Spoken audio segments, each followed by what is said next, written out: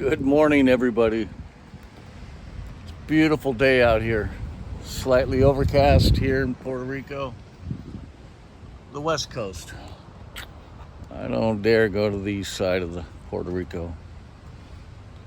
It's kind of like going to New York or anyways,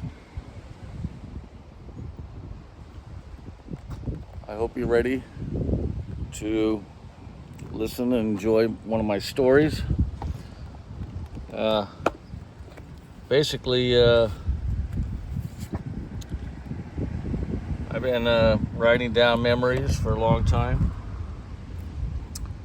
and this one pulled out of the hat, the magic box, is the Mars Street Party. This was in Livermore, California. Livermore, California. So, hope you enjoy this story, because I know I did. I was there.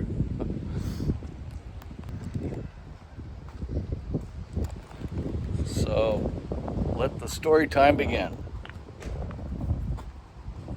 I want to keep them under 10 minutes because I know all of you got something better to do. And I just can't stand it when I see these videos. Don't care what kind of videos they are. 45-minute long videos. It's like I can't see sitting there for 45 minutes on one subject.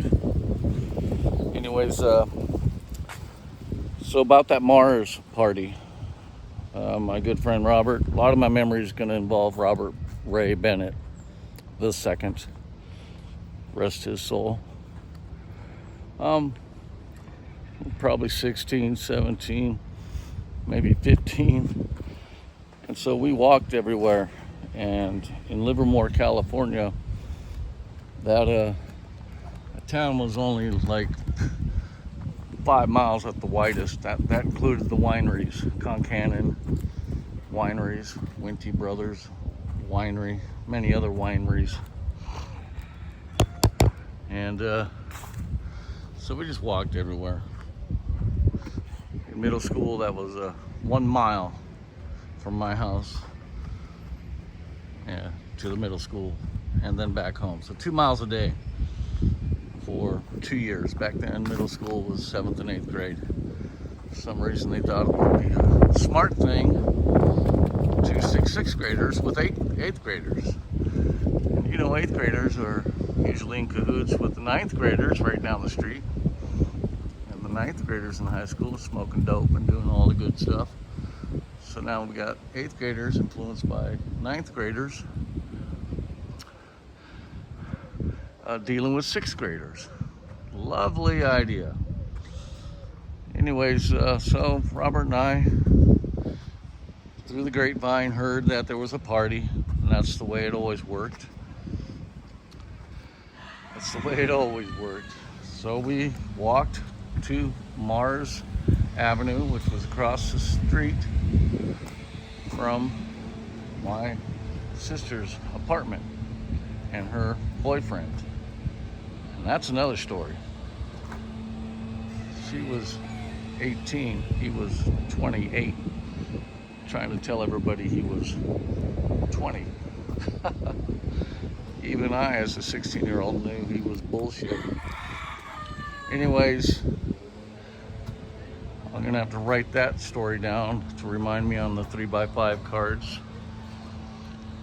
Bill Sanders. Basically, well, that's another story.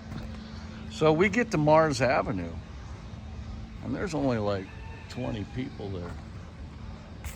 Like, whatever, what a dead party so far. But it's got a huge backyard, two-story house. And let me open this up a little bit, give you guys a bigger view. Two-story house, beautiful, huge backyard. I mean, it's got to be like 500 feet by 100 foot with a beautiful pool. And after a while, more and more people started showing up.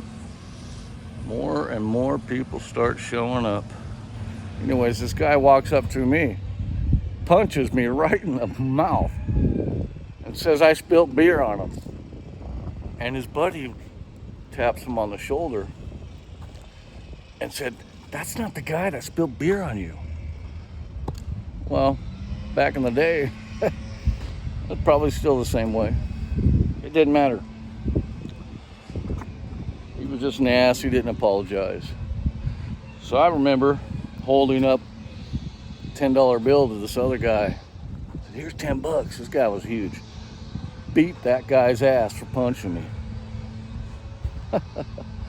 Long story short, that big guy I paid $10 to, toe to toe with him, shoved him, did everything he could to get that guy lit. That guy backed down like the coward he was. You know, back in the day, when I graduated high school, a stupid 135 pounds. So, otherwise I'd beat his ass. Anyways, he backed down, and the party just continued to grow and grow and grow to the point where you couldn't even walk from one side of the house to the other to get to the backyard. Somebody brings a keg. Somebody brings, everyone's bringing alcohol, pot, whatnot. And then all of a sudden, Robert and I hear this kid screaming, "Everybody, this wasn't supposed to be a big party. This was just my friends and me. My parents just went out to dinner." That's right. You heard me right. The son, who was our age, was to have a short little fast party while his parents went out to dinner. He's screaming, "Please, everyone's gotta leave, please." The thing is, there wasn't a single parking spot for blocks. The place was packed near Concannon. For the people that know Livermore, Concannon Boulevard and Holmes. Yeah, John Holmes. Holmes Avenue. You couldn't park. Well, we didn't drive anyway, so it didn't matter to us. That's how busy it was. And he's screaming, "Please!" And so, just like Robert and I and everyone else, we stood there to see what would happen. So no one left, because now we knew this is going to be an event. So no one moves. Party keeps raging. People bring their boom boxes. That's right, I said boom boxes. For all of you that don't know what boom boxes are, those are the 2 foot by 1 foot by 8-inch thick, huge speaker radio, cassette players. They didn't have CDs yet. These things rocked. I mean, they were loud and they were beautiful. Some people even just carried them on their shoulder. You might see the old movies where people are bopping. So there was music everywhere. It was beautiful. Nothing had changed. And then you hear some man screaming. And it's Robert and I standing there watching this man and this woman. And it's the mom and dad. They came home. They came home. They're screaming at everybody, "Get out of here, we're calling the police." No one moves. Why would we move? Why would we move? I'm gonna turn around because yesterday I was out here and it was so windy you guys couldn't hear me. I have a mic for the phone and my whatnot, but I'm not that into making professional videos. I'm just into telling my story and spreading the love and the laughter.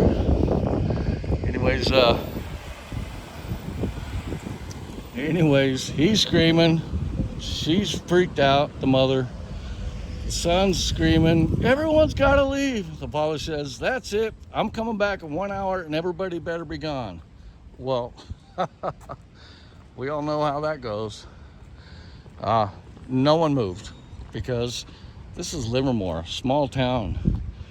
1970s, 80s, right? So he comes back in an hour, ain't no one moved. He calls the police. He calls the police.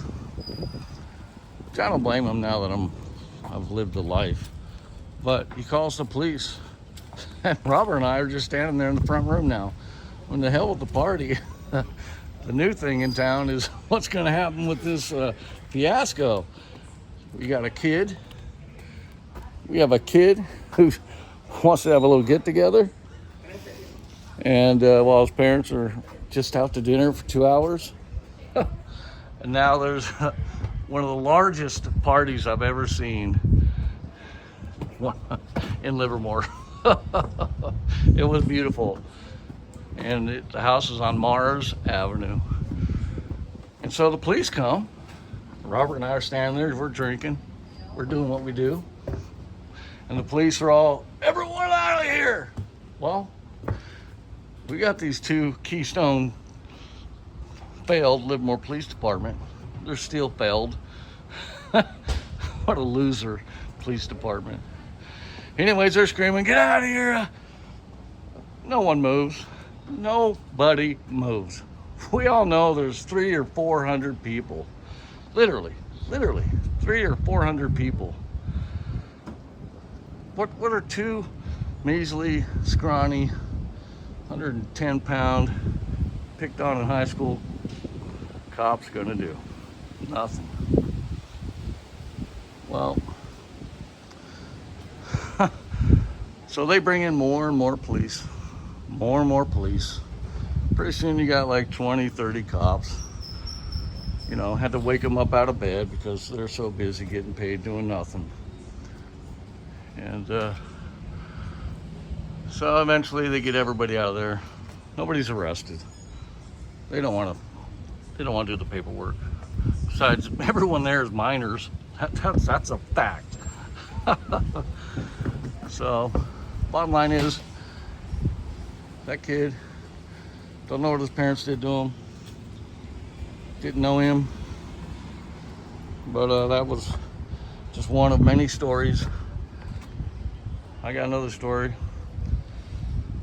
about a party in Pleasanton. Stick around. I'll write that down on the 3x5 card. I forgot about it until I just started talking about this one. This is where I found out who stole my car, who shot up my car. Just a random fella. But that's how small this valley was. Called the Tri-Valley. Livermore, Dublin, Pleasanton. Anyways, I'm at this beautiful fort tree house. And this is just free. Just a very, very beautiful thing. These trees, well over 100 years old. Darn, I wish I could remember the name of it. I didn't think to research it before I came here. I didn't have to research it. I actually know the name. It's got a brain fart right now. But this tree house, you know, you enter over there and you walk the nice little pathway. They keep it up. And most of the writings on here is about love. People love each other. I'll tell you right now, in the mainland, call that place because this is America here. This is Puerto Rico, at least the West Coast. This is America, the way America used to be. This place is still like that on the West Coast. On the West Coast. Anyways, just a beautiful little thing. I thought I would take a walk through that while telling you one of my great stories. Like I said, I like to keep them short, and I'm running on about 10 or 11 minutes, so I love you all. Thanks for joining me, and I hope you got a little giggle out of that.